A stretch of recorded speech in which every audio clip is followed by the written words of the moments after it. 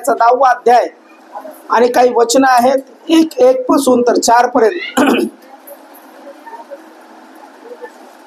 1 पासून 4 पर्यंत वचन मी आपणासाठी वाचतो. सगळ्यांनी लक्ष द्या, आवाज करू नका. आणि आज इथून जात असताना माझा विश्वास आहे तुम्ही मुक्त होऊन जाणार आहात. कोणती समस्या असो, कोणताही आजार असो, तो आजार तुम्ही वापस घेऊन जाणार नाही. तर आज प्रभू येशू तुम्हाला महान शांती देईल आणि तुम्ही बरे होऊन जाताल, आनंदी होऊन जाताल, कारण की प्रभूचं सामर्थ्य या ठिकाणी आहे. किती जण विश्वास करतात? खूप जण विश्वास करतात. आज तुमची मुक्ती तुमच्या मुखामध्ये आहे. म्हणून यावेळेस आपण वचनाकडे लक्ष देऊ आणि वचन आपण काढू. मत्तई कृष्ण वर्तमानाचा 10 अध्याय आणि 1 ते 4 वचन मी आपणासाठी वाचतो. तेव्हा त्याने आपल्या 12 शिष्यांना जवळ बोलावून त्यांना अशुद्ध आत्म्यावर सत्ता देऊन ते काढून टाकण्याचा व सर्व विकार व सर्व दुखणी बरी करण्याचा अधिकार दिला.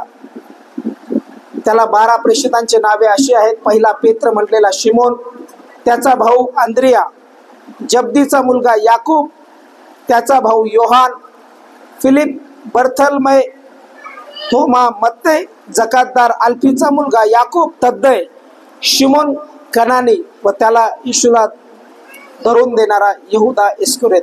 या ठिकाणी 12 प्रेषितांना म्हणजे 12 शिष्यांना येशू काम देत आहे. आणि या ठिकाणी काय म्हटलेले, कोणतं काम किंवा कोणती सेवा तो देत आहे. तेव्हा त्याने आपल्या 12 शिष्यांना जवळ बोलावून त्यांना अशुद्ध आत्म्यावर सत्ता देऊन ते काढून टाकण्याचा सर्व विकार व सर्व दुखणी बरे करण्याचा अधिकार दिला. येशूने कशाचा दिला? सर्व काळोखाची सत्ता, सर्व दुरात्मे काढून टाकण्याचा आणि सर्व विकार व सर्व दुखणी बरे करण्याचा अधिकार दिला. म्हणा सर्व विकार, म्हणा सर्व विकार व सर्व दुखणी बरे करण्याचा अधिकार दिला. सर्व विकार, सगळे म्हणा, मला ना बोलल्याशिवाय होत नाही. मी एकटाच उपदेश करायचा, तुम्ही ऐकायचा असं नाही पाहिजे. मी जसं बोलतो तसं तुम्ही पण बोला. सर्व विकार, सर्व दुखणी बरी करण्याचा अधिकार दिला. काय दिलं येशूने? अधिकार दिला. अधिकार ज्यावेळेस प्राप्त होतो त्यावेळेस जसं की अधिकार, आता पास्टरने काय केलं, पास्टर इथले सेवक आहेत, त्यांनी त्यांचा अधिकार मला दिला की बाळक साहेब आज तुम्ही उपदेश करा. हा त्यांचा अधिकार आहे. ते नेहमी रविवारी इथं उपदेश करतात, ही त्यांची मंडळी आहे. पण आजच्या दिवस या वेळापुरता त्यांनी मला अधिकार दिला आणि त्यांनी अधिकार दिल्यावर आता मी बोलू शकतो. जर ते म्हटले पास्टर बोलू नका, तर तो अधिकार मला राहणार नाही, मी बसल खाली, कारण की मंडळी त्यांची आहे. मग येशूने पण काय केलं? येशू जे काम करत होता, येशू जो गावोगावी फिरत होता, येशू जो देवाच्या राज्याची सुवार्ता सांगत होता, येशू ज्या ठिकाणी गेला त्या ठिकाणी लोकांना त्याने आरोग्य दिलं. येशू ज्या ठिकाणी गेला त्या ठिकाणी आम्हाला पाहायला भेटतं की मेलेले लोक बरे झाले, जे आजाराने ग्रस्त होते, जे त्रासलेले होते, असे लोक त्याने बरे केले. पण शिष्य लोक फक्त त्याच्याबरोबर फिरायचे. त्या काळात काय होतं, चला चला येशू चमत्कार करायला चालला. आता येशू एखाद्या गावात आला तर त्याच्या पाठीमागं शिष्य राहायचे आणि मग येशू बघायचा की हा व्यक्ती आता दुखणेकरी आहे आणि त्याला काय म्हणतात, पक्षघात झालेला आहे. मग येशू शब्द बोलायचा, मुला उठ, आपली बाज उचलून चालू लाग, आणि लगेच व्यक्ती चालायला लागायचा. पास्टरच्या जीवनात पण फार मोठी साक्ष मी ऐकली होती की त्यांनी प्रार्थना केली त्यांना ज्यावेळेस पॅरलाइज झाला त्यावेळेस, की बाळक साहेब मी दुसऱ्या दिवशी सकाळी 4 वाजता बरा होणार आहे. आणि जशी त्यांनी प्रार्थना केली, मी बघितलं, त्यांनी व्हिडिओ पाठवले होते, फोटो पाठवले होते. बरोबर 4 वाजता त्यांनी येशूच्या नावामध्ये प्रार्थना करायला सुरुवात केली. त्यांचं तोंड सरळ झालं, सर्व बॉडी जी त्यांची पॅरलाइज झालेली होती ती बरी झाली येशूच्या नावाने. आता येशू काय करायचा? येशू ज्या ज्या गावात जात होता, ज्या ज्या ठिकाणी जात होता, त्या त्या ठिकाणी तो लोकांना बरे करीत होता, दुखणेकरांना बरं करीत होता. एवढंच नाही तर त्याने याईरची कन्या जी मृत झालेली होती, मरण पावलेली होती, तिला बरं केलं. एवढंच नाही, ज्यावेळेस एक विधवा स्त्रीचा मुलगा तिरडीवरती चाललेला होता त्यावेळेस येशूने त्या तिरडीला स्पर्श केला. आणि जसा त्याने त्या तिरडीला स्पर्श केला, पवित्र शास्त्र आम्हाला काय सांगतं, तिरडीला स्पर्श करताच तो मेलेला मुलगा उठला आणि त्याने त्या आईच्या स्वाधीन केलं. आतापर्यंत कोण चमत्कार करत आहे? मी कोणाबद्दल सांगितलं? चमत्कार कोण करत आहे? आजारांना बरं कोण करत आहे? दुसरं कोणी करतं का? पण बाकीचे शिष्य लोक काय करतात? बाकीचे शिष्य काय करतात? येशूच्या पाठीमागे फिरतात. पाळक साहेब म्हणले चला आज डोंगरावर जाऊ. तुम्ही सगळे शिष्य तुम्ही काय म्हणता? चला आज आपण, पाळक साहेब म्हणतात म्हणून डोंगरावर जाऊ. चला आज आपण इकडे जाऊन प्रार्थना करू, या घरी जाऊ. तुम्ही लगेच काय करता? आपले पाळक साहेब जे बोलले ते लगेच फॉलो करता आणि त्याच्या पाठीमागे जात. मग त्या काळात काय होतं की येशूच्या पाठीमागे हे सगळे जात होते. पवित्र शास्त्र काय सांगतं? येशूने अनेक चमत्कार केले, येशूने रोग्यांना बरं केलं, येशूने मेलेले लोक उठवले, येशूने अद्भुत अद्भुत चिन्ह आणि चमत्कार केले. पण ज्या वेळेस येशू पवित्र आत्म्याच्या सामर्थ्याने भरलेला होता त्यावेळेस फक्त येशू कार्य करत होता. कोण कार्य करत होतं? कोण कार्य करत होतं? मला असं बोलावर का मला जमत नाही का? मला असं कसं तरी होतं जर बोललं नाही तर. येशू कार्य करत होता. येशू ज्या ज्या ठिकाणी गेला, जिथं जिथं तो गेला त्याने कार्य केलेलं आहे. मला काय सांगायचंय तुम्हाला की जो अधिकार होता किंवा आतापर्यंत अशुद्ध आत्म्यांना काढण्याचा अधिकार जो होता, आजारी बरे करण्याचा अधिकार जो होता, तो फक्त आणि फक्त येशूकडे होता. बरोबर? इको झाला तो. ज्यावेळेस येशू पवित्र आत्म्याच्या सामर्थ्याने भरला गेला, असं म्हटलेलं आहे की येशू यार्देनेकडे ज्यावेळेस गेला आणि योहान जो बाप्तिस्मा करणारा योहान आहे त्याच्याकडून त्याने बाप्तिस्मा केला आणि बाप्तिस्मा करून जसा तो पाण्यातून वर आला त्यावेळेस असं म्हटलेलं आहे की पवित्र आत्मा कबुतरासारखा त्याच्यावर उतरताना दिसला आणि वाणी झाली, हा माझा परमप्रिय पुत्र आहे, याविषयी मी संतुष्ट आहे. येशू विषयी वाणी झाली. आणि येशूने त्याला आत्म्याने काय म्हटलेलं आहे? येशूला आत्म्याने 40 दिवस रानात नेले आणि 40 दिवस 40 रात्र त्याने उपवास केले आणि मग नंतर उपवास संपल्यानंतर तो आत्म्याने पवित्र आत्म्याच्या सामर्थ्याने भरून लोकात आला. आणि जसं देवाच्या आत्म्याने तो भरून आला त्याच्यामध्ये अधिकार आला आणि जसं तो आत्म्याने भरून आला त्याने लोकांना प्रार्थना केल्या, लोक बरे झाले, शब्द बोलले, लोक बरे झाले. आणि त्या ठिकाणी असं पाहायला भेटतं की येशूने पुष्कळ चिन्ह आणि चमत्कार केले. येशूमध्ये तो अधिकार होता. येशू ज्यावेळेस शब्द बोलायचा त्यावेळेस कार्य व्हायचं. येशूमध्ये ती अथॉरिटी होती. तो अधिकार जो होता त्याला तो पित्यापासून प्राप्त झाला होता. देव जो आत्मा, तो आत्मा त्याच्यावरती आला होता.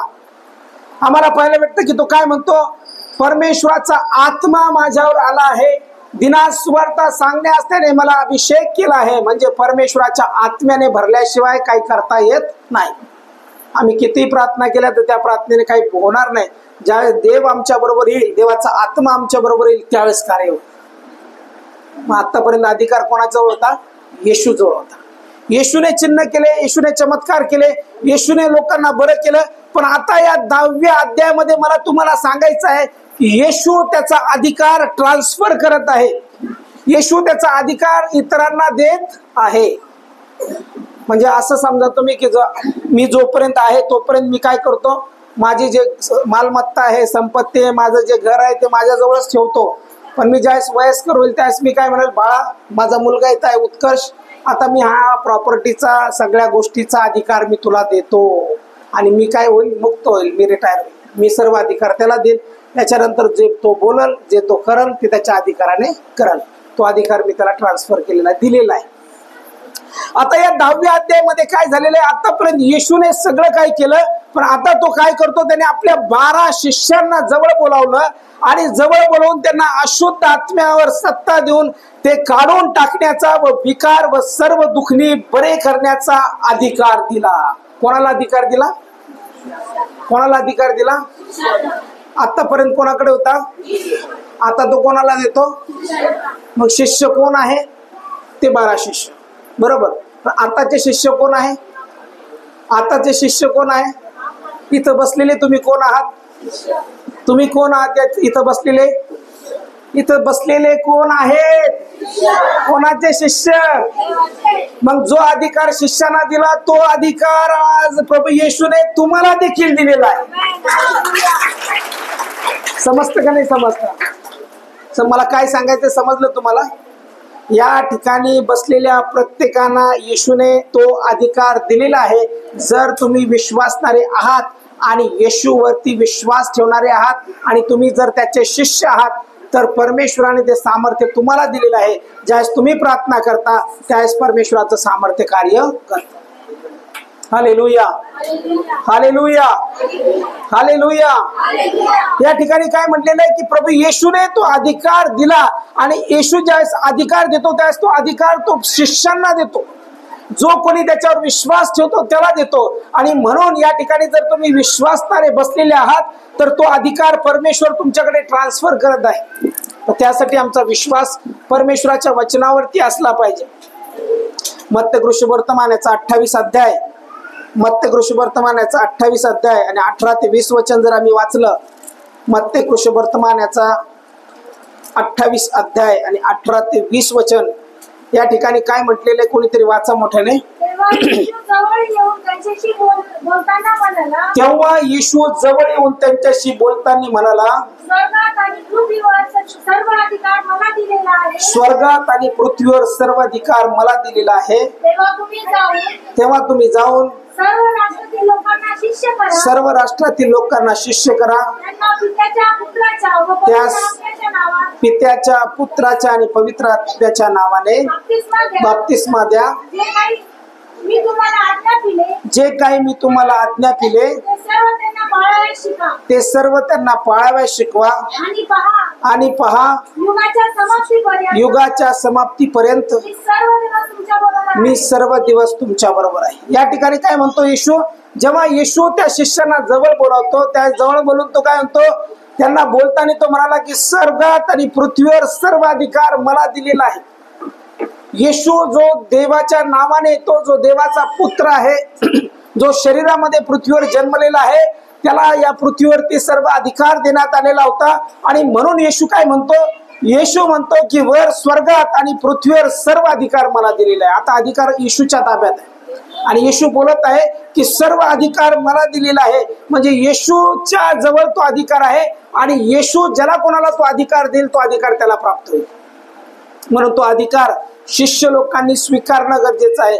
ज्यावेळेस आम्ही तो अधिकार स्वीकारतो त्या चिन्ह होतात, चमत्कार होतात, अद्भुत कार्य होतात आणि महान गोष्टीची सुरुवात होते. पण अधिकार जर आम्ही स्वीकारला नाही तर आम्ही जसे आहोत तसेच राहतो. आता काही जण इथं म्हणतील आम्ही तर लेडीज आहोत, आम्ही तर खेड्यामध्ये आहोत आणि आम्ही साधारण घरचे आहोत, आम्ही गरीब आहोत, आमच्याकडून काय होणार आहे, काही खरं नाही, आमची परिस्थिती अशी आहे आणि या परिस्थितीमध्ये आम्हाला काही वाटत नाही. येशूचा अधिकार जरी आम्ही घेतला तर आमच्याकडून काय होईल. पण मला तुम्हाला गुड न्यूज सांगायची आहे, तुम्ही किती लेडीज साधारण जरी असाल, गरीब जरी असाल, तुम्हाला तसं लेडीज आहे, शिकलेली नाही, पण ज्यावेळेस येशूचा अधिकार तुमच्यावरती येईल आणि येशूचं सामर्थ्य तुमच्यावर येईल त्यावेळेस अद्भुत रीतीने तुमचं जीवन आशीर्वादित होणार आहे. आशीर्वादित होणार.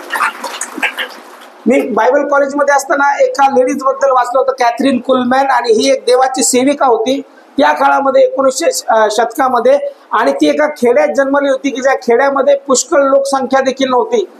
हार्डली ती सांगते की 300-400 घर आमचे होते. आणि अशा खेड्यातून ती येते आणि तिनं सगळ्या जगावर इम्पॅक्ट पाडला. देवाची सुवार्ता ती लोकांपर्यंत घेऊन गेली आणि तिच्या वचनाद्वारे हजारो लोक बरे झाले. आणि अद्भुत रीतीने जे संजीवन आहे ते संजीवन कॅथरीन कुलमॅनद्वारे त्या काळामध्ये आलं, एक लेडीजद्वारे. आज इथं पुष्कळ महिला बसलेल्या आहेत आणि सर्व महिलांना मला तुम्हाला सांगायचं आहे, जितकं देव पुरुषावर प्रेम करतो, माणसावरती प्रेम करतो, तितकंच देव तुमच्यावर देखील प्रेम करतो. तुम्ही त्याच्या राजकन्या आहात. Hallelujah, hallelujah. म्हणून परमेश्वर जो अधिकार आहे तो समान देतो. स्त्री पुरुषांना समान अधिकार आहे. या ठिकाणी काय म्हटलेलं आहे की त्याने त्याच्या शिष्यांना जो अधिकार दिला तो अधिकार तो आम्हाला देत आहे. आणि ज्यावेळेस तो अधिकार देत आहे त्यावेळेस तो अधिकार स्वीकारत असताना आम्हाला काय करायचं आहे, येशूच्या नावात प्रार्थना करायची. अधिकार स्वीकारल्यानंतर जर आमच्या जीवनात काही त्रास असेल तर आम्हाला बोलायचं आहे, येशूच्या नावामध्ये माझा त्रास निघून गेलेला आहे, येशूच्या नावामध्ये परमेश्वराने माझ्या घराची पालट केलेला आहे, येशूच्या नावामध्ये माझे लेकरं आशीर्वादित आहे, कारण येशूने तुमच्या मुखामध्ये तो अधिकार दिलेला आहे. पण बऱ्याचशा वेळेस आम्ही बोलत नाही. आम्ही काय म्हणतो, आम्ही अधिकार स्वीकारत नाही. आम्ही येशूचे शिष्य आहोत, आम्ही 10 वर्षापासून मंडळीत जातो, पण आम्ही प्रार्थनाचा अधिकार स्वीकारतच नाही. आणि त्यामुळे आम्ही काय करतो, आमचं तोंड बंद ठेवतो. आणि बंद तोंड ठेवल्यामुळे परमेश्वर आमची प्रार्थना ऐकत नाही. तोंड कसं पाहिजे, उघडलेलं पाहिजे, बोलता आलं पाहिजे. ज्यावेळेस म्हणतात स्तुती करा त्यावेळेस स्तुती आराधना केली पाहिजे. मी नेहमी एक उदाहरण देत असतो, जर माझ्या मुलाला माझ्याकडून काही पाहिजे, त्याला सायकल जर पाहिजे आणि तो फक्त येतो आणि माझ्याजवळ असा उभा राहतो आणि मनात बोलतो, पप्पा सायकल द्या, मी देईल का त्याला? रोज येतो, रोज येतो, हाताची घडी घालतो आणि फक्त मनातल्या मनात, पप्पा मला सायकल द्या, मी देईल त्याला घेऊन. पण तो रोज जर येऊन मला बोला, पप्पा मला सायकल घेऊन द्या, मला कळलं ना याला सायकल पाहिजे. परत दुसऱ्या वेळेस तो येऊन म्हणत, पप्पा मला सायकल घेऊन द्या, त्यावेळेस मला कळलं याला सायकल घेतली पाहिजे. तर जो लगातार 1 महिना 2 महिने बोलत गेला तर मला काय वाटेल, याला सायकल घेऊनच दिली पाहिजे आणि मी त्याला सायकल निश्चित घेऊन देणार. आम्ही येतो देवाकडे, अधिकार असतो आमच्यामध्ये, म्हणजे देव सांगतो, अरे तू बोल, मी तुझ्या मुखात अधिकार दिलेला आहे, तुझ्या शब्दामध्ये सामर्थ्य आहे. पण आम्ही प्रार्थनाच करत नाही आणि आम्ही मागतच नाही. आणि त्या अधिकाराने न मागितल्यामुळे काय होतं, बऱ्याचशा वेळेस जे देवाला मला द्यायचं असतं ते आम्हाला प्राप्त होत नाही आणि वर्षानुवर्ष आम्ही शापित असतो, वर्षानुवर्ष आम्ही त्याच परिस्थितीमध्ये असतो आणि वर्षानुवर्ष आम्ही म्हणतो की आमचं काही खरं नाही, आमच्या घराचं काही खरं नाही, आमच्या लेकरांचं काही खरं नाही, आमच्या बाप दादाने काही केलं नाही म्हणून आम्ही पण काही करू शकणार नाही. अरे वा, काय हुशार आहे सगळे. म्हणजे नकारार्थी बोलण्यात आपण एकदम एक्सपर्ट आहोत. नाही फार लवकर येतं आपल्या तोंडात ना, म्हणून सगळे म्हणले आम्ही काही खरं नाही, आमच्या जीवनात काही चांगलं होणार नाही, आम्ही गरीब घरचे आहोत, माझे मुलं काही विशेष करणार नाही. होऊन एखाद्या शाळेवर ते चपराशी होती. कोणी सांगितलं तुम्हाला तुमची लेकरं चपराशी होती? असं बोलायला काय पैसे लागतात का? येशूच्या नावात माझा मुलगा मोठा IPS अधिकारी होईल, येशूच्या नावात माझी मुलगी मोठी पोलीस ऑफिसर होईल. हवालदार नाही म्हणायचं, काय होईल? माझी मुलगी मोठी पोलीस अधिकारी होईल, IPS होईल, PSI होईल. बोलायला काही लागतं का? पण विश्वासणाऱ्यांना सैतानाने सांगितलेलं आहे असं बोलायचं बिलकुल नाही. असं जर बोलले तर तुम्ही आशीर्वादित होता, बरोबर ना? असं बोललं तर आशीर्वादित होता ना. हा जर मी आईला म्हणलं, आई तुमची परिस्थिती येशूच्या नावात बदलत आहे आणि तुम्ही फार करोडपती होणार आहात, तुमच्या जमिनीला फार पैसा भेटणार आहे. नाही भाऊ, काय इकडं कुठं भाव आहे का जमिनीला? इथं कुठं जमिनीला भाव आहे? इथं कुठं MIDC आहे? काय सांगता, रात्रीतून MIDCचा प्लॅन झाला, नाही करोडपती झाला तर? Hallelujah, hallelujah, hallelujah. याचा अर्थ तुमचा विश्वास कमकुवत आहे म्हणून तुम्ही एकदम हळूच होतं की नाही सांगता येत नाही. पण मी सांगतो, येशूच्या नावामध्ये अशक्य गोष्टी शक्य. परमेश्वर तो अधिकार घ्यायचा. सिंपल गोष्ट मी शिकवत आहे तुम्हाला. येशूने जो अधिकार होता तो अधिकार शिष्यांना दिला आणि शिष्याने तो अधिकार स्वीकारला आणि अधिकाराने त्यांनी बोलायला सुरुवात केलं, अधिकाराने कार्य करायला सुरुवात केली. आज तुम्ही घरी जात असताना फक्त या ठिकाणी फक्त अधिकार वापरायचा आहे जो येशूने तुम्हाला दिला आणि शब्द वापरायचे आणि म्हणायचं, येशूच्या नावामध्ये आज मी या चर्च मध्ये आलेलो आहे आणि इथून बाहेर जात असताना मी एक श्रीमंत व्यक्ती म्हणून बाहेर पडत आहे. काही जणांना वाटत नाही ना, चेहऱ्यावरच मला दिसतंय असं, आम्ही कुठं श्रीमंत. पण मी सांगतो, येशूच्या नावामध्ये परमेश्वर गरिबाचा श्राप तोडील आणि अद्भुत रीतीने तुम्ही आशीर्वाद. ते सामर्थ्य परमेश्वराने आम्हाला दिला, तो अधिकार आम्हाला दिलेला आहे. पण विश्वासणारे तो अधिकार वापरत नाही. या रविवारी आमच्या चर्चमध्ये एक साक्ष घडली आणि ती साक्ष अद्भुत आहे. जी बहीण आमच्या मंडळीमध्ये येते, त्या बहिणीनं तिच्या आईला सांगितलं. आई काय करायची, पाय दुखली तिची गोळी वेगळी, डोकं दुखलं त्याची गोळी वेगळी, काही कमरेचा त्रास आहे त्याची गोळी वेगळी, शुगरची गोळी वेगळी, अशा दिवसभरात 4-5 गोळ्या देखायच्या. म्हणजे प्रत्येक आजाराला वेगळी गोळी. म्हणजे आता तुमचं डोकं दुखलं, तुम्ही काय खाल्लं, डोक्याची गोळी. थोड्या वेळाने लगेच टाच दुखायला लागली, तुम्ही 5-10 मिनिटाने टाचेची गोळी. आणि मग तुमची शुगरची गोळी असली तर शुगरची गोळी. आणि असं करू करू त्या सांगितलं की त्या डॉक्टरने सांगितलं त्यांची किडनी खराब झाली. आणि ज्या महिला आहेत किंवा जी सिस्टर आहे ती सिस्टर विश्वासणारे, चांगली विश्वासणारे, त्यांच्याच हॉलमध्ये आम्ही मंडळी भरवतो किंवा चर्च त्या ठिकाणी भरतं. आणि एक दिवस त्या आईच्या घरी, म्हणजे स्वतःच्या आईच्या घरी गेले आता सुट्ट्यांमध्ये, आणि त्यांनी काय सांगितलं, डॉक्टरांनी त्या आईला सांगितलं होतं की तुमची किडनी खराब झालेली आहे. आणि मग ही बहीण जी आहे ही विश्वासणारी आहे, आई विश्वासणारी नाही. आईने येशूवरती विश्वास ठेवलेला नाही. आणि मग नंतर ही बहीण ज्यावेळेस त्या आईला भेटली त्यावेळेस आईला म्हणते, आई तू एक वेळेस येशूवर विश्वास ठेव ना, काही करायचं नाही तुला, नको येऊ आमच्या चर्चमध्ये आत्ताच, पण एक गोष्ट कर म्हणे माझ्यासाठी, तू मुखाने असं रोज म्हण की येशू मला आरोग्य दे, येशू माझी किडनी बरी कर. काय म्हण, येशू माझी किडनी बरी कर, येशू मला आजारातून बरं कर.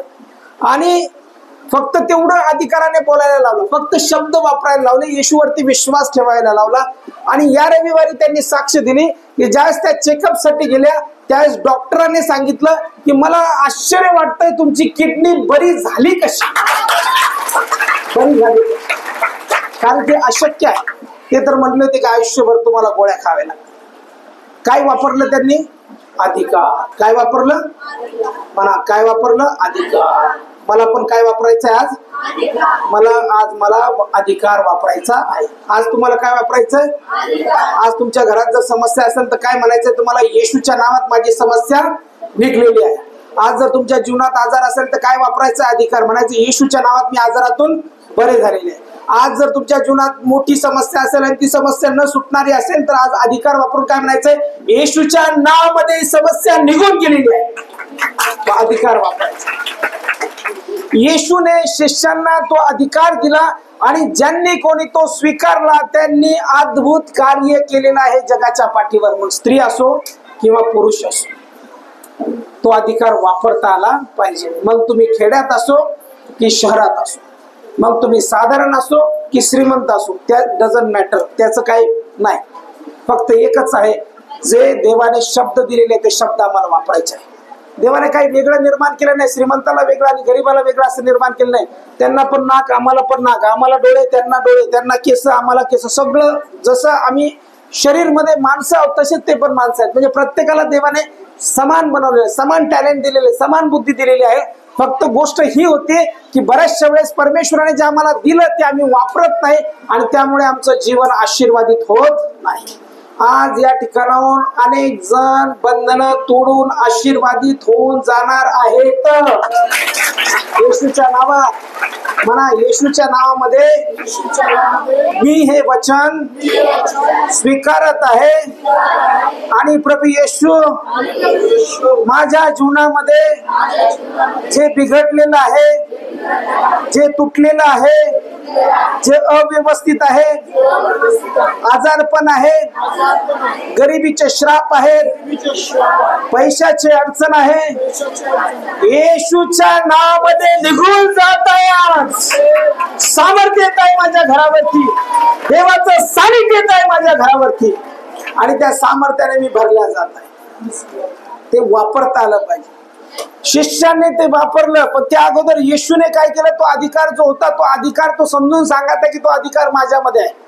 इफिस्करस पत्राचा पहिला अध्याय आणि 3रं वचन जर आम्ही वाचलं, इफिस्करस पत्राचा पहिला अध्याय आणि 3रं वचन, या वचनामध्ये काय सांगितलेलं आहे, इफिस 1:3, आपल्या प्रभू येशू ख्रिस्ताचा देव, आपल्या प्रभू येशू ख्रिस्ताचा देव व पिता धन्यवादित असो, व पिता धन्यवादित असो, त्याने स्वर्गातील सर्व आध्यात्मिक, त्याने स्वर्गातील सर्व आध्यात्मिक आशीर्वाद देऊन आपल्याला ख्रिस्तामध्ये, आशीर्वाद देऊन आपल्याला ख्रिस्तामध्ये आशीर्वादित केले आहे. आशीर्वादित केलेले आहे. ऑलरेडी काय झालेलं आहे, येशूने आम्हाला आशीर्वादित केलेला आहे. तुम्ही श्रापित नाही. जो येशूवर विश्वास ठेवतो तो आशीर्वादित आहे.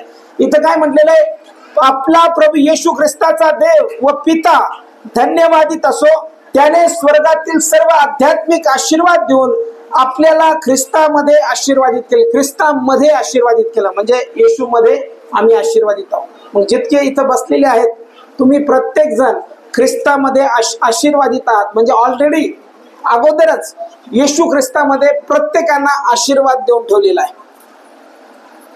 जर आम्ही मत्तय ऋषी वर्तमान त्याचा 18वा अध्याय आणि 18 वचन वाचलं, आता आपण वाचलो तर मत्तय 18:18, मत्तय 18:18 मध्ये काय म्हटलेलं आहे, मत्तय ऋषी वर्तमान याचा 18वा अध्याय आणि 18 वचन, तेव्हा येशू जवळ येऊन मी तुम्हाला खचित सांगतो, जे काही तुम्ही पृथ्वीवर बांधाल जे काही तुम्ही पृथ्वीवर बांधाल ते स्वर्गात बांधले जाईल ते स्वर्गात बांधल्या जाईल आणि जे काही तुम्ही पृथ्वीवर मोकळे कराल आणि जे काही तुम्ही पृथ्वीवर मोकळे कराल ते स्वर्गात मोकळे केले ते स्वर्गात मोकळे केल्या जाईल. जे काही तुम्ही पृथ्वीवर बांधाल म्हणजे तुमचे शब्द, सामर्थ्याचे शब्द, जो अधिकार त्याने वापरताल आणि म्हणतात येशूच्या नावामध्ये मी आज बांधत आहे, ते कुठं बांधल्या जाईल? स्वर्गात बांधल्या जाईल. आणि जे काही तुम्ही पृथ्वीवरती मोकळं करता, तुमचे शब्द वापरता आणि बोलता येशूच्या नावामध्ये मी वचन घेऊन बोलत आहे, हे मी मोकळं करत आहे, ते कुठं मोकळे केले जाईल? स्वर्गात. किती सामर्थ्यवान लोक माझ्या समोर बसलेले आहेत की ज्यांच्या शब्दामध्ये सामर्थ्य आहे. माझ्या समोर कोण बसलेला आहे? माझ्या समोर कोण बसलेला आहे? सामर्थ्यवान लोक की ज्यांना देवाचं प्रतिरूप म्हटलेलं आहे आणि ज्या माणसाला देवाने त्याचं प्रतिरूप बनवलेलं आहे आणि जो त्या देवावरती विश्वास ठेवतो त्याच्यामध्ये अधिकार आहे आणि जो अधिकाराने बोलतो परमेश्वर त्याच्या बरोबर राहतो. मग सामर्थ्यशाली लोकांना मी बोलतोय, साधारण लोकांना बोलत नाही. एकदम काहीतरी कसं काही लोक प्रार्थना करताना म्हणतात ना, देवा मी तर तुझ्या पायाची धूळ आहे. काय? मी तर तुझ्या पायाची धूळ आहे, मी तर चिंदी आहे. कोण म्हणे तुम्ही पायाची धूळ आहे येशूच्या? कोण म्हणे तुम्ही चिंदी आहात? कोण म्हणे? प्रभूचं वचन सांगतो तुम्ही त्याच्या राजकन्या आणि राजपुत्र आहात. हालेलुया. देवाने तुम्हाला प्रतिरूप बनवलं, मनुष्य प्रतिरूप म्हटलेला आहे. आणि प्रतिरूप काय म्हणतो? मी तर फार साधारण आहे, मी तर फार पायाची धूळ आहे, मी तर चिंदी आहे. येशू म्हणतो उठ, मी तुला शेपूट नाही तर मस्तक बनवलेलं आहे. Hallelujah, hallelujah, hallelujah. मला सर्व अधिकार मला दिलेला आहे, सर्व अधिकार मला दिलेला आहे. आज मी जे बोलल ते घडणार आहे, बंधन तुटणार आहे येशूच्या नावामध्ये. हालेलुया. समजतं ना मी काय बोलतो ते? तुम्हाला काय वापरायचं आहे आज? व्हेरी गुड, खूप छान सिस्टर. काय वापरायचं आहे आज तुम्हाला? आणि अधिकार वापरत असताना कशाचा उपयोग करायचा आहे? शब्द, मुखाचा. काही लोक अधिकार वापरा, अरे बोला ना. असं वाटतं जाऊन तोंड जावं म्हणून येशूच बोल ना, येशू तरी काहीतरी म्हणणार, बोलतच नाही काही लोक. चर्च मध्ये आल्यावर एकदम आमचा देव शांतीचा देव, आताची घडी तोंडावर, मामाची खिशात. लहानपणी म्हणायचो आम्ही, हाताची घडी मामाच्या खिशात फाटली.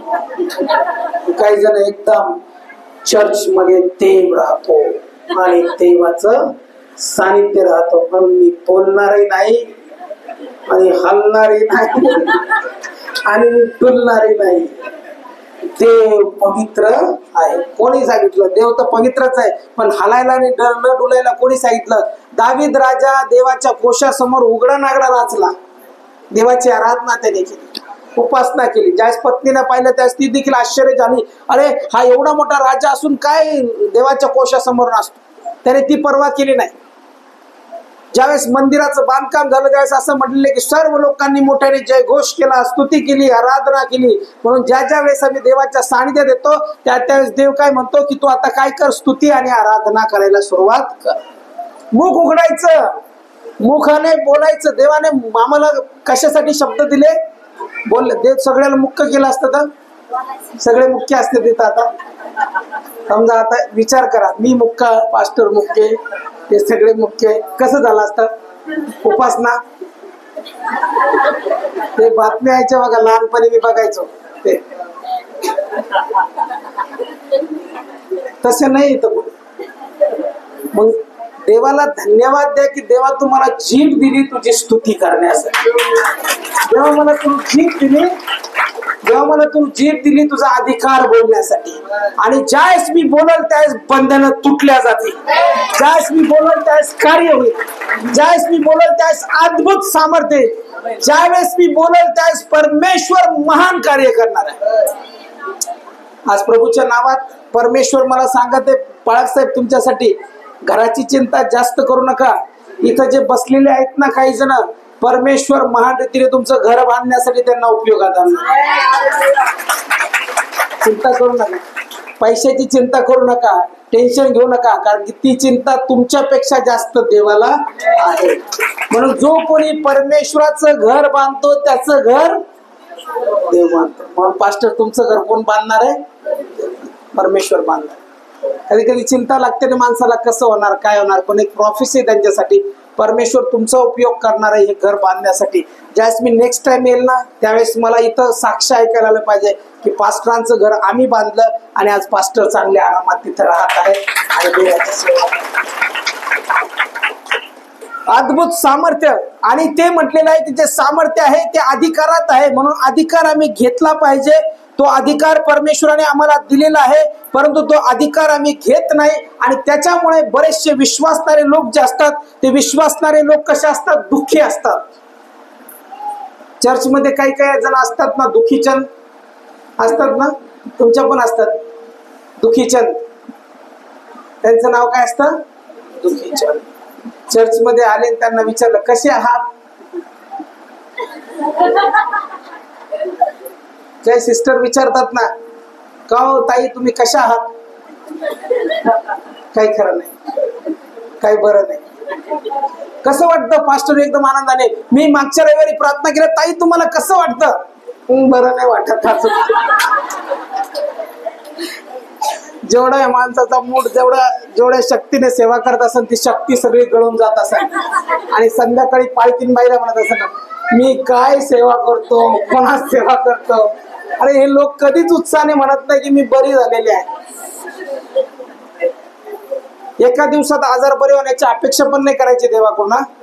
इथं कोणी असं ऐकायला की तूप खाल्ल्याबरोबर एकदम गोरपान होतं, रूप येतं लगेच. तूप पाळक साहेब मी आज एक चमचा तूप खाल्ला आणि लगेच मी गोरीपान झालो, चमकायलाच लागले. असं होत नाही. मग बरेचसे जण काय अपेक्षा करतात, एक प्रार्थना झाली की लगेच आम्ही एकदम मोकळे झालो पाहिजे. पण ते पटकन आरोग्य जे भेटतं ना तो माणूस देवामध्ये टिकत नाही. मी बघितलं, ज्याला एका दिवसात इन्स्टंट आरोग्य भेटतं ना तो परत पाठीमागे जातो आणि जीवनामध्ये त्याचा रममान होतो. पण जो नेहमी येतो, प्रार्थना करून घेतो आणि हळूहळू ब्लेसिंग रिसीव्ह करतो, हळूहळू आशीर्वाद स्वीकारतो आणि बरा होतो ना, तो माणूस चर्चमध्ये नेहमी टिकून राहतो आणि देवाची सेवा करतो.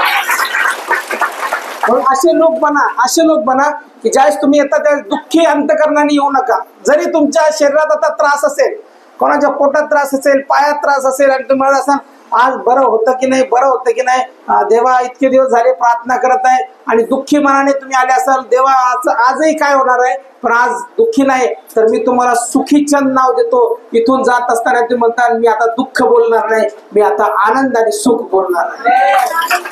हालेलुया. इथे बसलेले सर्वजण सुखीचंद आहे. हालेलुया. आता पास्टर करून रडत यायचं नाही, हसत यायचं, म्हणायचं पाळक साहेब पोट दुखतंय, प्रार्थना करा. माझा विश्वास आहे की तुम्ही प्रार्थना केल्याने माझं पोट बरं होणार आणि तुम्ही बरे होऊन जाणार. म्हणून अधिकार वापरता आला पाहिजे आणि तो अधिकार प्रभू येशूला होता आणि तोच अधिकार प्रभू येशूने आम्हाला दिलेला आहे. लूक वर्तमान याचा 10वा अध्याय जर मी बघितला आणि 19 वचन, लूक याचा 10वा अध्याय आणि 19 वचन काय सांगतं आम्हाला? पहा, मी तुम्हा साप किंवा विंचू यांना तुडवण्याचा व शत्रूंच्या सर्व शक्तीवरचा अधिकार दिलेला आहे. तुम्हाला काही एक बातणार नाही. तथापि भूते तुम्हाला वश होतात याचा आनंद मानू नका. तर तुमची नावे स्वर्गात लिहिलेली आहे याचा आनंद माना. 19 वचन विशेषतः काय सांगते या ठिकाणी? 19 वचन स्पष्ट रीतीने सांगत आहे या ठिकाणी की पहा, मी तुम्हाला साप विंचू, प्रतिकात्मक आहे या ठिकाणी. साप ज्याला आजगर म्हटले, जो दुष्ट आत्म्यावरती अधिकार दिलेला आहे, विंचूवरती अधिकार दिलेला आहे, म्हणजे ते प्रतीकाने घेतलेला आहे.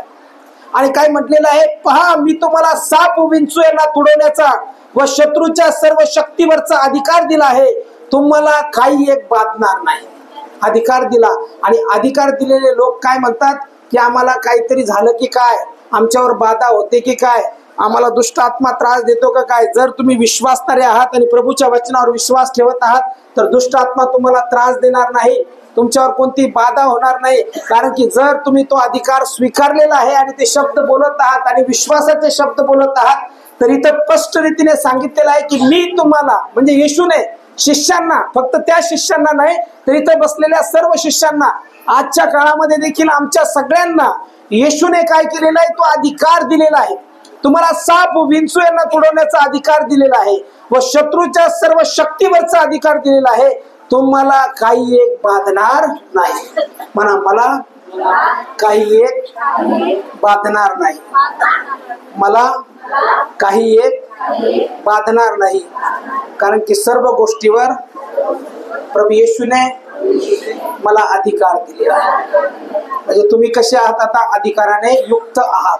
मग आज जी प्रार्थना होणार आहे या ठिकाणी, आज जे शब्द बोलणार आहे ते शब्द तुमच्या मुखातले शब्द देव खरे करणार आहे. Hallelujah, hallelujah. कसं बोलायला पाहिजे तुम्ही? अधिकाराने. अधिकाराने. विश्वासात जर आहात तर अधिकाराने बोला. येशूवरचा जर विश्वास आहे तर तो अधिकार वापरायला शिका आणि विश्वासाने बोला. विश्वासाने ते तुम्हाला भेटणार आहे. म्हणून इथं साप विंचू यांना तुडवण्याचा अधिकार दिलेला आहे. आणि तो अधिकार आम्हाला कधी प्राप्त होतो? तो अधिकार आम्हाला देवाबरोबर कनेक्ट राहिल्याने प्राप्त होतो. जो देवाबरोबर संलग्न नाही, समजा मी कधीच प्रार्थना करत नाही, मी कधीच बायबल वाचन करत नाही, तर परमेश्वराबरोबर माझा कोणताच नातेसंबंध नाही आणि मी म्हणतो येशूच्या नावात ही समस्या बदलल्या जाओ, नाही बदलणार. का बदलणार नाही? कारण की माझा आणि देवाचा नातेसंबंध नाही. आता मी इथं जो आलो त्यांचा माझा नातेसंबंध आहे म्हणून इथं आलो. त्यांना स्वप्नाने पडलं, अचानक नाही बोलवलं. त्यांना माहिती आहे, ते मला ओळखतात, मी त्यांना ओळखतात. आणि मग त्यांनी ठरवलं, प्रार्थना केल्याने मग म्हटले चला यांना आपल्याला आणायला पाहिजे. मग काय झालं? नातेसंबंध क्रिएट झाला. नातेसंबंध. मग देवाबरोबर नातेसंबंधच नाही तर देव आम्हाला जर ओळखतच नाही तर तो अधिकार आम्हाला नाही. म्हणून तो अधिकार फक्त विश्वासणाऱ्यांना आहे. जो येशूच्या वचनावर विश्वास ठेवतो, जो येशू बरोबर संलग्न आहे, जो देवाच्या वचनाबरोबर संलग्न आहे किंवा जोडलेला आहे, त्याला तो अधिकार प्राप्त होतो. म्हणून अधिकार जो आहे तो देवाच्या नातेसंबंधातून प्राप्त होतो. नातेसंबंध जर नसला तर तो अधिकार प्राप्त होत नाही. मग आपण जर कधीच प्रार्थना, मी आता इथं जे आलेलो आहे असंच आलो नाही, चला उठलो सकाळी आणि चला आपल्याला जायचं आहे प्रीचिंग करायला, चला असं जाऊन उपदेश करायचा आहे, चला एक भाषण द्यायचंय. मी तसं कधीच करत नाही. मी भाषण देणारा व्यक्ती नाही, मी राजकारणी नाही, मी देवाचा सेवक आहे. राजकारणी त्यांच्या वक्तृत्वाने बोलतात, त्यांच्या ज्ञानाने बोलतात, त्यांच्या बुद्धीने बोलतात. मी या ठिकाणी पवित्र आत्म्याच्या सामर्थ्याने. भाषण वेगळं आणि या ठिकाणी उभं राहणं वेगळं. इथं उभं राहणं साधी गोष्ट नाही, हे पवित्र स्टेज आहे. इथं मला उभं राहून असं झोपेतून उठून इथं उभं राहता येत नाही. इथं जर उभं राहिलो श्राप माझ्यावर येतील, देवाचे कर्स माझ्यावर येतील, मला प्रार्थना कराव्या लागतात. तुमच्या इथं येण्याच्या पूर्वी आम्ही प्रार्थना केल्या, सकाळी 5ला उठून आम्ही प्रार्थना केल्या, तो पूर्ण दिवस प्रार्थनेत घालवला कालचा, आणि त्याच्यानंतर इथं येताना देखील गुडघ्यावरती बसून प्रार्थना केल्या. आणि मग नंतर तो नातेसंबंध देवाबरोबर असल्यामुळे त्या अधिकाराने मी आज तुमच्यामध्ये इथं येऊन प्रेचिंग मग इथं येणं साधं समजू नका, ऑर्केस्ट्रा नाही. काही लोक गाणं असं गायला लगेच एकदम भारी, हा काय गाता काय गाता. ऑर्केस्ट्रा नाही, ऑर्केस्ट्रा वेगळा आणि हे स्टेज वेगळं. म्हणून या स्टेजवर जो प्रार्थना न करता येतो आणि ऑर्केस्ट्रा टाईप, मला एक गाणं द्या. काही काही लोक म्हणतात ना मला एक गीत गाऊ द्या. आमच्या चर्चमध्ये तसं नाही. आमचे एक गीत काही नाही, बसा खाली. तुम्ही पहिले प्रार्थनेत वाढा, देवाच्या सानिध्यात वाढा. आणि मुलं आल्यानंतर पण सरळ स्टेजवर येत नाही, पहिले प्रार्थना करतात आणि मग स्टेजवर चढतात. का? कारण की देवाशी नातेसंबंध असला पाहिजे. जर देवाशी नातेसंबंधच नाही, इथं येऊन जर त्यांनी गायलं तर ते ऑर्केस्ट्रा होईल, लोकांचं मनोरंजन होईल, पण देवाच्या आत्म्याचं कार्य होणार नाही, सुटका येणार नाही, लोक बदलल्या, लोकांच्या मुक्ती येणार नाही. म्हणून ज्यावेळेस आम्ही इथं येतो त्यावेळेस ते नातेसंबंध असणं गरजेचं. आता इथं तुम्ही बसलेले आहात, तुम्ही म्हणताल आज अधिकार वापरायला मला सांगितलेला आहे, मी अधिकार वापरणार आहे. पण तो अधिकार कधी वापरता येईल? ज्यावेळेस तुम्ही त्याच्या नातेसंबंधामध्ये आहात, त्याच्याबरोबर संलग्न आहात आणि प्रार्थना करत आहात आणि आज म्हणत आहात की येशू मी माझं पाप त्यागून देत आहे, येशू मी आज माझ्या सर्व घाणेरड्या गोष्टी टाकून देत आहे आणि येशू मी तुझ्या बरोबर संलग्न होत आहे. त्यावेळेस तो अधिकार तुमच्यामध्ये. नाही तर मी पापात जीवन जगतो, मी तंबाखू खातो, गुटखा खातो, दारू पितो आणि मग देवाच्या कनेक्शन मध्ये तो देव नाही ऐकणार माझं. मला पहिले पवित्र व्हायचं. कारण देव काय म्हणतो, हे शरीर पवित्र आत्म्याचं मंदिर आहे आणि यामध्ये देवाचा आत्मा वस्ती करतो. म्हणून देवाचा आत्मा वस्ती करण्यासाठी देखील मंदिर पवित्र असणं गरजेचं आहे. आणि जर मंदिर पवित्र नाही तर कनेक्शन नाही, आणि कनेक्शन जर नाही तर अधिकार नाही. मग अधिकार जर असला तर तो विश्वासणारा असतो. म्हणून परमेश्वराचं वचन काय सांगतं, देवाने जगावर एवढी प्रीती केली की त्याचा एकुलता एक पुत्र दिला, अशासाठी की जो कोणी त्याच्यावर विश्वास ठेवतो त्याचा नाश होऊ नये तर त्याला सार्वकालिक जीवन प्राप्त व्हावे. म्हणजे हे सुवार्तेचं जे वचन आहे, हे वचन तेच आहे की जो पुत्र आहे त्या पुत्राबरोबर रिलेशन प्रस्थापित झालं पाहिजे, पापाची क्षमा झाली पाहिजे, पाप कबूल केले पाहिजे, एक स्वच्छ जीवन जगलं पाहिजे, आणि मग नंतर जे शब्द आम्ही बोलतो ते शब्द परमेश्वर खरे करतो. Hallelujah, hallelujah. समजत नाही तुम्हाला मी काय बोललो ते? अधिकार कधी प्राप्त होणार आम्हाला? येशूच्या कनेक्शन मध्ये राहिलेले, नातेसंबंधामध्ये राहिलेले. म्हणून विश्वासणारा जो असतो तो त्या देवाच्या नातेसंबंधामध्ये असतो, आणि नातेसंबंध जो असतो तो नातेसंबंध देवापासून तयार होतो. म्हणून पेत्र जो होता शिष्य येशूचा, तो पूर्वी भित्रा होता. येशूला काय म्हणतो, येशू मी तुला मरू देणार नाही किंवा मी त्या ठिकाणी हजर राहील, पण येशू म्हणतो तू मला 3 वेळेस नाकारशील. आता रिलेशन त्याचं जे होतं ते फक्त शारीरिक येशू बरोबर चालायचं. पण ज्यावेळेस येशूला खरंच धरून देण्यात आलं त्यावेळेस त्याने नाकारलं आणि 3 वेळेस नाकारलं. परंतु ज्यावेळेस पवित्र आत्म्याच्या सामर्थ्याने तो भरल्या गेला, प्रार्थना त्याने केल्या, त्याचा नातेसंबंध अधिक घट्ट झाला, आणि ज्यावेळेस देवाचा आत्मा त्याच्यावरती उतरला किंवा त्या 120 जणांवरती उतरला, त्याच्यानंतर हा जो भित्रा पेत्र होता तो महान रीतीने कार्यासाठी आला आणि त्याने अद्भुत कार्य केलं. त्याच्या एका भाषणाने 3000 लोकांचं जीवन बदलल्या. असे इथे कितीतरी जण बसलेले आहेत आणि ते म्हणतात मला अधिकार वापरायचा आहे, प्रभू मला शब्द बोलायचे आणि तो शब्द खरा झाला पाहिजे. मी तुम्हाला सांगतो तो शब्द खरं करण्याचं सामर्थ्य नातेसंबंधामध्ये आहे. देवाबरोबर आमचा नातेसंबंध दूर करणं गरजेचं आहे. म्हणून मी ज्या पण चर्चमध्ये जातो तिथं पहिला प्रश्न विचारत असतो की देव म्हणजे काय? देवच समजला नाही लोकांना. देव कोण आहे याची ओळख आमची झाली पाहिजे. देव आत्मा आहे आणि तो आत्म्याने भेट घेतो. मग देव जो आत्मा आहे त्याच्याबरोबर नातेसंबंधात जो येतो तो त्या अधिकारामध्ये चालतो. म्हणून पवित्र आत्मा जो देवाचा आत्मा आहे तो ज्यावेळेस भेट घेतो, जो येशूवरती आला, जो त्याच्यावर विश्वास ठेवतो, जे शिष्य आहे त्याच्यावरती तो येतो, त्याच्या बरोबर तो राहतो, आणि मग नंतर तो अधिकार आम्हाला प्राप्त होतो. म्हणून योहानाचं पुस्तक त्याचा 4 अध्याय आणि 4 वचनामध्ये काय म्हटलेलं आहे? योहान 4:4, पहिले योहान 4:4 काय म्हटलेलं? कोणीतरी वाचा. खूप वचन तुम्हाला माहिती असेल.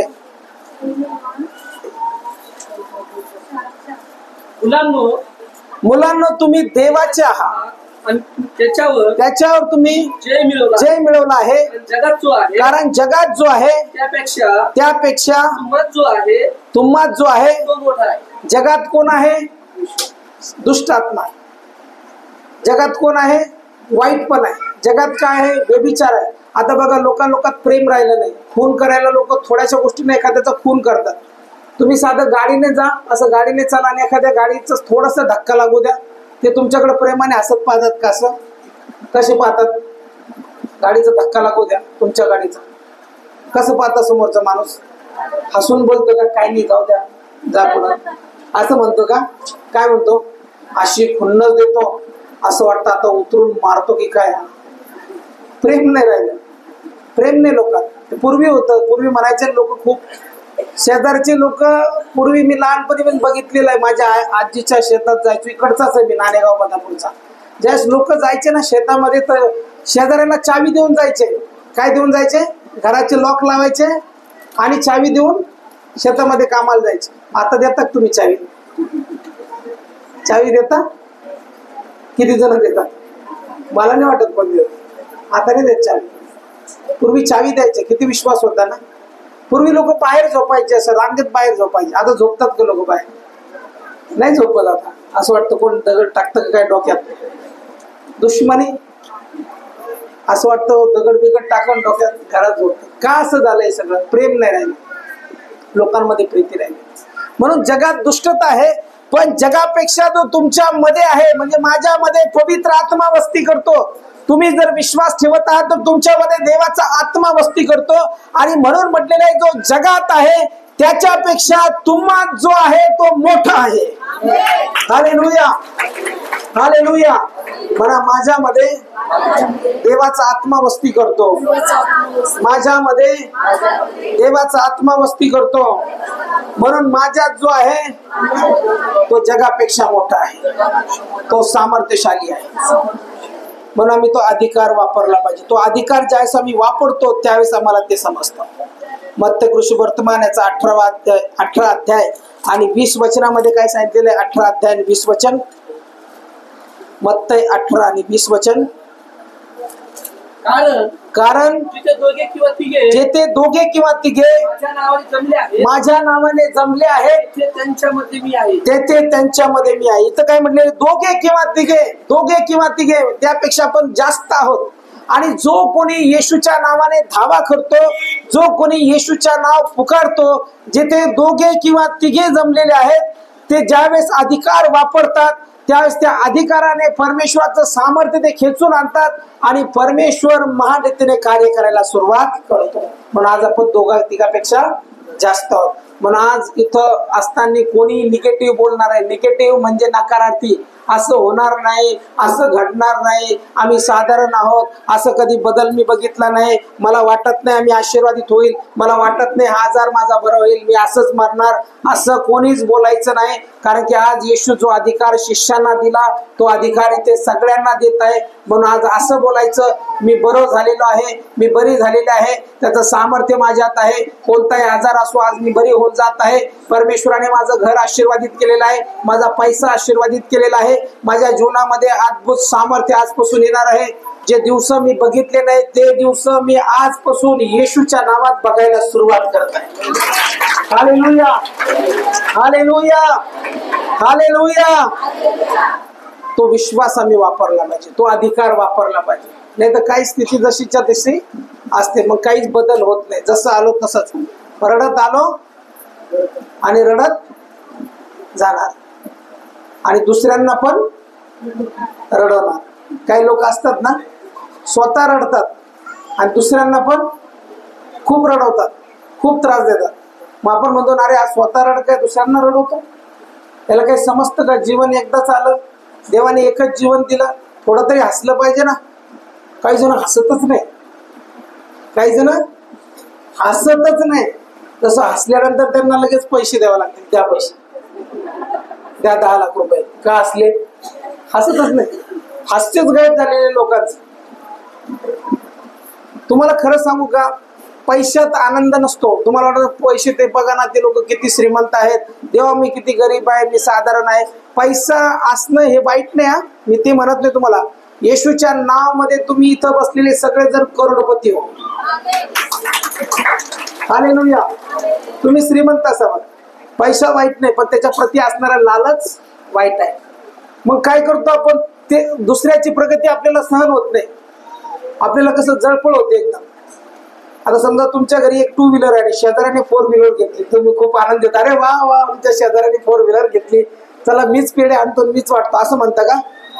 काहीतरी 2 नंबरचं काम केलं असेल म्हणून एवढी मोठी गाडी. कधीच चांगलं वाटत नाही आम्हाला दुसऱ्याबद्दल, कधी पण दुसऱ्याबद्दल आमचं मन चांगलं नसतं, खराब असतं. ते सोडून द्या.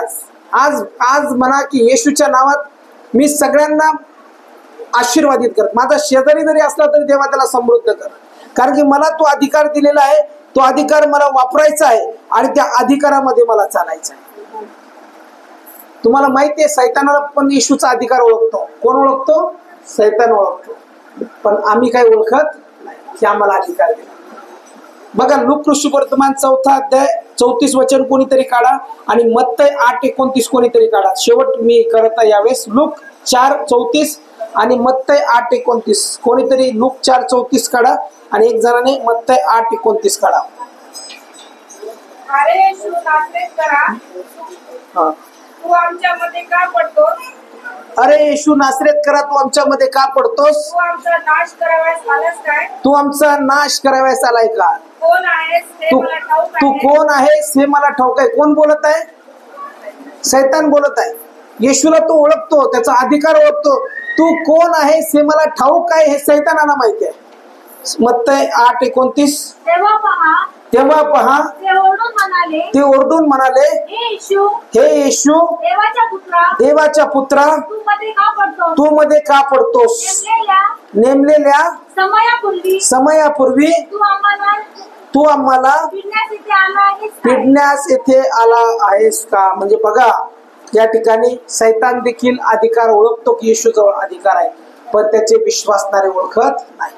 आज मला तुम्हाला सगळ्यांना सांगायचं, आज शेवटची प्रार्थना होणार आहे आता, आणि शेवटच्या प्रार्थनेमध्ये तुम्हाला ज्या परमेश्वराकडून अपेक्षा आहेत त्या अधिकाराने बोला. इथून जात असताना दुःख बोलू नका, आनंद बोला. इथून जात असताना आशीर्वाद बोला, आणि जे काही तुमच्या प्रार्थना असतील त्या प्रार्थना अशा बोला, येशूच्या नावात त्या प्रार्थना माझ्या ऐकण्यात आलेल्या आहे. असं म्हणून जाऊ नका की माझ्या ऐकण्यात आल्याने. इथून जात असताना मी मुक्त होत आहे, आणि आत्ताच, मी उद्या नाही बोलत तुम्हाला किंवा या आठवड्यामध्ये नाही बोलत, आत्ताच आजच इथून जात असताना तुम्ही पूर्ण मोकळे होऊन जाणार आहात, आशीर्वादित होऊन जाणार आहात, सामर्थ्य घेऊन जाणार आहात. म्हणून ते सामर्थ्य तुम्ही घेऊन जा.